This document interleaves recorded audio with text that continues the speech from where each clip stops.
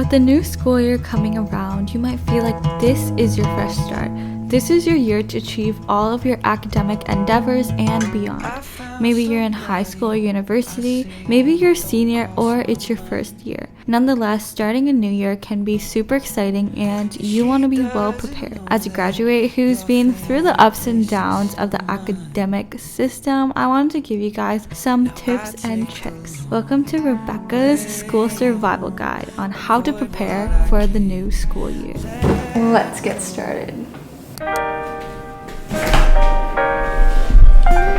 Hello guys, welcome back to my channel. Today I wanted to make a video about back to school. I know a lot of people are going back to school. Remember that these are just my own experiences and opinions, and let me know if they helped you as well.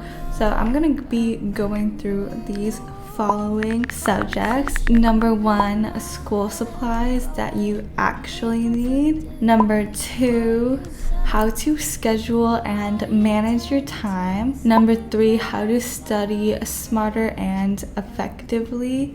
Number 4, some apps and resources that I found to be helpful. And number 5, just some extras and other tips. Also, this is my outfit right now. This skirt is from Aritzia, and this shirt was from this random store I saw at the mall. I literally forgot its name, but you can find these shirts everywhere for like very cheap. Drink water. Just a face. Don't fall into the trap of the illusion of productivity. So this is when you spend so much time preparing your calendar, preparing to do productive things like buying school supplies, spending hours to make your schedule look visually aesthetic, or taking more time to make your notes pretty rather than actually absorbing the information. I call it the illusion of productivity because it feels like you're being productive, but you're not really completing your tasks. Actually, I'm gonna change. For me, it's like another form of procrastination. Let me know if you've ever experienced this down below, or if it's just me. Like, I really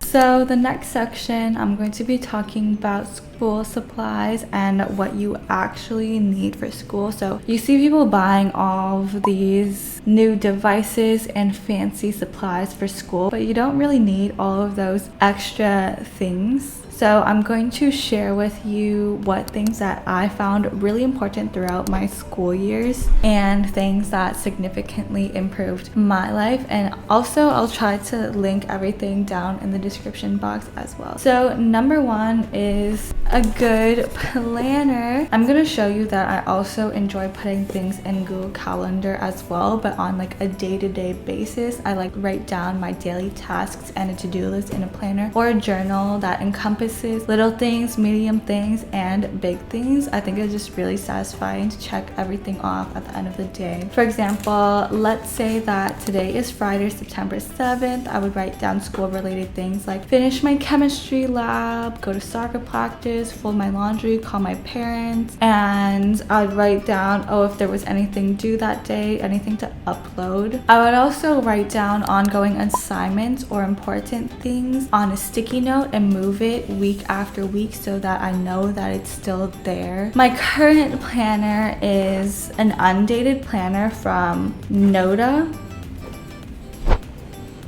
but honestly I like dated planners much better than undated planners. I don't really like this one so far. I've been using it for like maybe a month or 2, and I just think that I like planners that have Monday, Tuesday, Wednesday, Thursday, Friday, Saturday, Sunday. Like, I feel like this empty page is just a complete waste. But let me show you some planners that I really enjoyed from before. I honestly want to buy a new one, but I feel guilty because I already have this planner. I just wanted to try out an undated planner. I would say it's better for people who don't use it consistently or like find themselves off and on, but I think it just like gives you an excuse to not use it consistently. But yeah. Number 2, quality stationery. Literally the worst is when you have a really bad pen and it just refuses to write properly or it constantly skips. I've been using the same brand of highlighters and pens for a super long time, and you don't even need many different colors. I mostly use 4 different colors or 3 different colors. Sometimes though I like to decorate a little bit just to romanticize my life, have some fun. I like using these Muji pens. They're the 0.5 millimeter ones. You can order them off of Amazon if you don't live near a Muji store, and it's just gel ink ballpoint pen. I've been using it for literally years. And then also I like to use highlighters. So these highlighters are from Miniso. Oh wait, this one's from Muji as well. So these highlighters, some of them are from Muji as well, some of them are from Miniso. This one has like clear tips so you can see where you're highlighting, but you don't need a billion fancy pens or pencils. This is what I use the most. I've been trying these out, but they bleed through the paper, so I don't really like them. Number 3 is a good laptop. So I know that everything is online these days. It doesn't have to be a MacBook. I'd recommend something that is reliable, that is light, especially in university when you have to walk from classes to classes. It's going to be much easier on your back. Right now I have the 16-inch MacBook Pro, but I honestly wouldn't recommend it for school purposes because it's a really heavy laptop, and the only reason I got it was for like video editing. But for people who are commuting, walking back and forth constantly, I think that a lighter one is better. Also, a lot of people ask me if an iPad is necessary or if it can be a replacement for a laptop. For me, I spent my first year using my iPad to write notes, but I honestly like physical paper better than my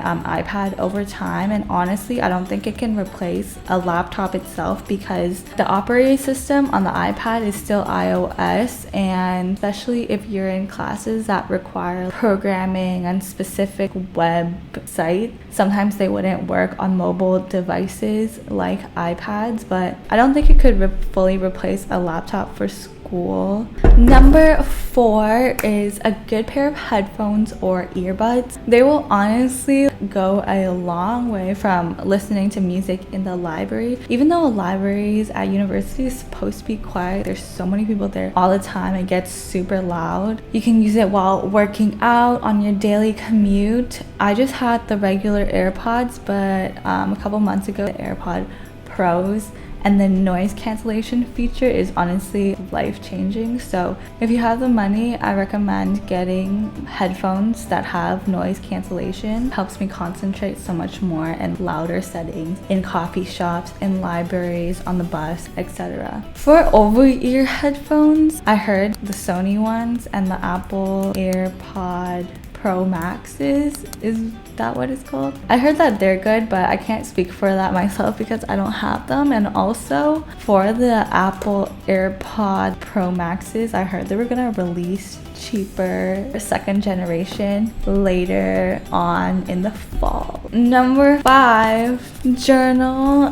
binders, and paper. So for me, I preferred binders with separate papers over spiral notebooks. You could add and rearrange the papers whenever. Personally, most of my notes for memorization based subjects, biology, econ, business, geography, history, the notes were all written on my laptop anyways. But for subjects like math, physics, chemistry, equation-based subjects that you couldn't just type online, I would write my practice questions or notes in the binder. Number 6, 7, and 8. Think about the things that you use every day for multiple hours a day. Like a good mattress, he's gonna spend over 7 hours a day on it. A good chair, a good pair of comfortable shoes, and a good backpack. In university, my mattress was so terrible. The outside was plastic and the inside was squishy foam, so it would make my back hurt every day because it just was extremely soft. I would just sink in,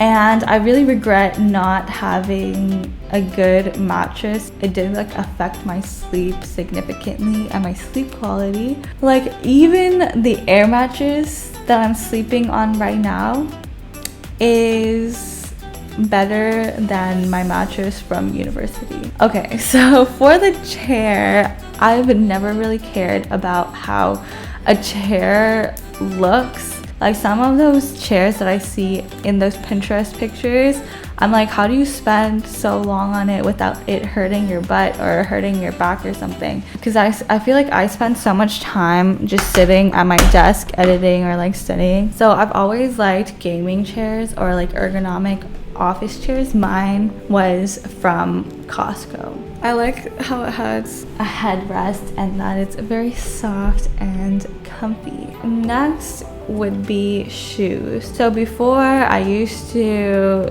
be those types of people where, oh, I don't care, like beauty is pain, I don't care if I get blisters. I used to wear those like low top Converse that would always dig into my heels and make my heels bleed, and it was just so uncomfortable. So no, especially in like university, I keep on emphasizing this, but you have to like walk a lot between classes. If you have in-person classes and if you like commute to school, you're really gonna want to have comfortable and like fashionable shoes and like have a pair of go-to shoes that go with everything. So I used to have the Air Force Ones, but I kind of worn it so much that there was like a hole at the bottom, so then I moved on to the shoes that I wear right now, which is the Air Max 95s. And lastly, a really good and comfortable backpack.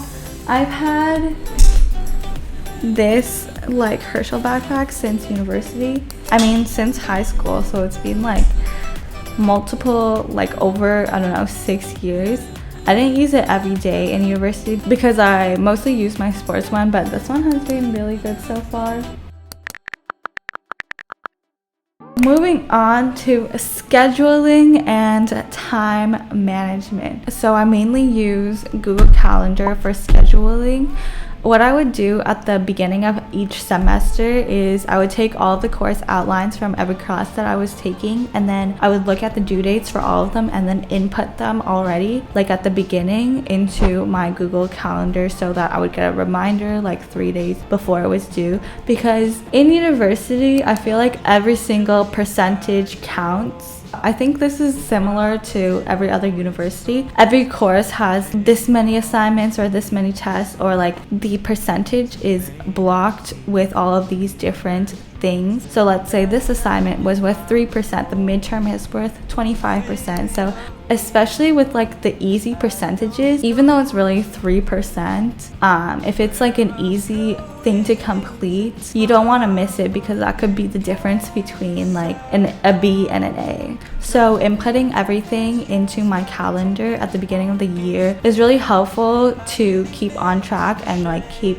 with your deadlines. After that, I would input, you know, all of the times for my classes, all of the times for like my extracurriculars, like if you're on a varsity team or if you play like sports outside of school, intramurals, any clubs that are reoccurring, I would put that all in my calendar so you could see like what days you had less things to do and what days you had more. If you really want to be strict with your time, or if you have a ton of stuff to do and you're super overwhelmed, sometimes I would do this thing called time blocking. So I would block out the amount of time that I would need to do every assignment, and I would also block out time to study and then rearrange it in my calendar so I would know exactly what to do at exactly what time. I honestly don't think it's necessary to do every single week. In terms of studying for tests, what I would do for every single course was once I was finished finished the lecture, so let's say it was cell biology lecture 3, I would block out a time in the day. I would say like, oh, lecture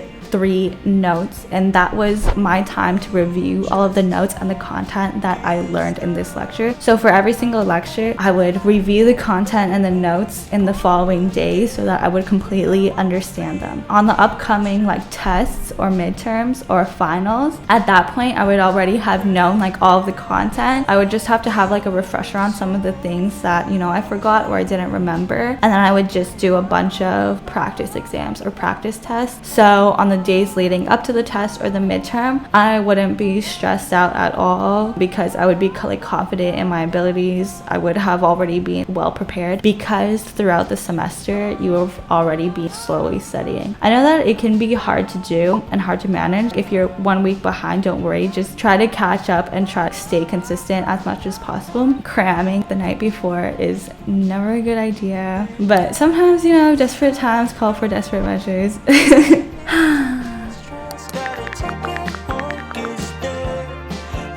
So the first thing is, if you have trouble staying on tasks due to distractions such as your phone, what helped me, this is actually a little trick that I used, and I think my first ever video,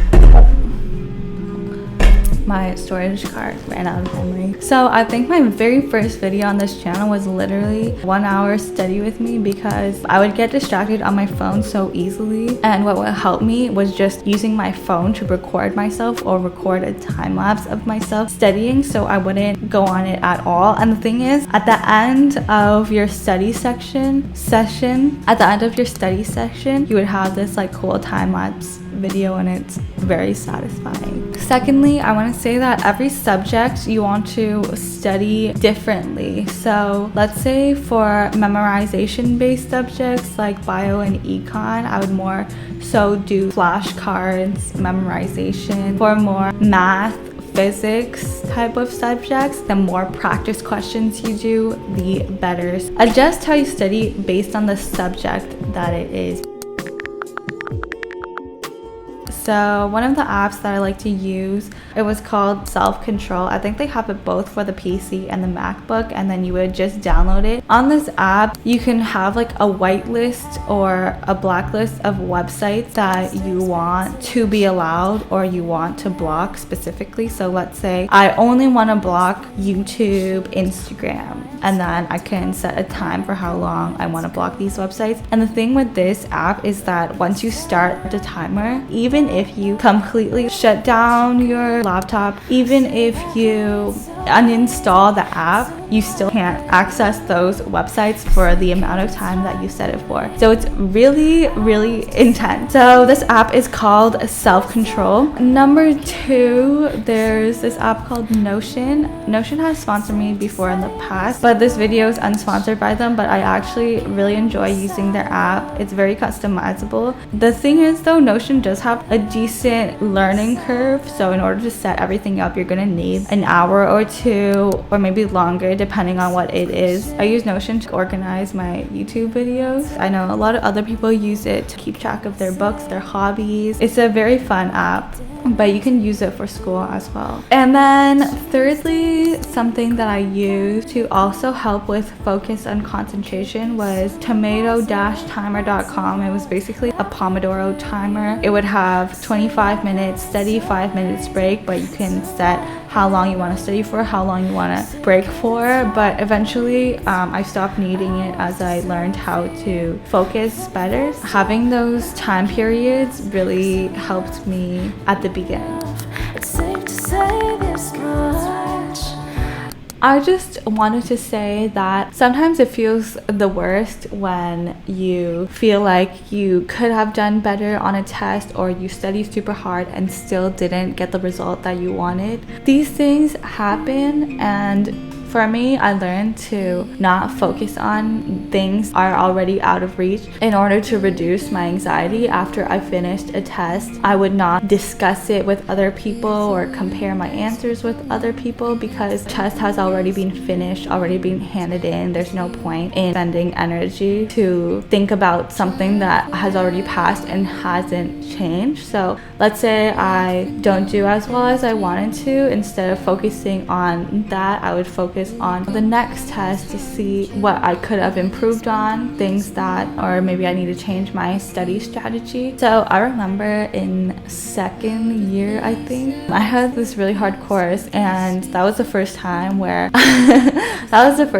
actually did really bad. I think I barely passed. I got like a 52 or something. So instead of focusing on how badly I did on the midterm, I like changed my study strategy and I focused all my energy on perfecting the final exam, and I ended up doing really well in the course in the end, even though that I literally like almost failed the midterm. Don't compare your marks to other people. People don't need to be straight A students to succeed in life. School is not for everybody. You don't really know their circumstances or how they learn or their personal life. After a midterm, one thing that really annoyed me was when people would be like, oh, what did you get? What did you get? Some people might not be comfortable with sharing that, so just don't ask other people about their marks. And then lastly, don't look down on other people just because school isn't their strong suit. Many people are successful without school. There's more things that school teaches you than just the content itself. It's things like time management, organization, hard work, collaboration, problem solving, common sense, and other skills that you're going to need in any career path. Whether you want to start your own business, you want to start a YouTube channel, or you want to become an actress or an actor, all of these skills are going to be required in anything that you go into. Remember that there's so many options in this world to succeed and have the life that you've always dreamed of. School shouldn't be your entire life, or anything shouldn't be your entire life and all of your happiness. If one thing is the only thing that makes you happy, then when that one thing doesn't work out due to circumstances out of your control, then it's not gonna make you feel good at all. I recommend in school, just continue pursuing your hobbies. Don't put all of your eggs in one basket. Play sports if that's what you're into. Do art, makeup, hair. Prioritize your relationships as well. Having like great people, great friends around you is really important. And yeah, that's it for this video. I just wanted to give you guys some tips and insight from a person who's been through high school and university. Be sure to like and subscribe, and remember to take care of yourself, stay healthy. I wish you guys all the best in this upcoming school year. Don't stress yourself out. Take things easy and try your best. Okay, bye guys. First of all, I miss you, and secondly, I never want to see your face again. I get that it makes no sense, oh, but I've been trying to forget that I remember you exist. I'm just exhausted, 'cause you said you needed me, and I took that way too serious.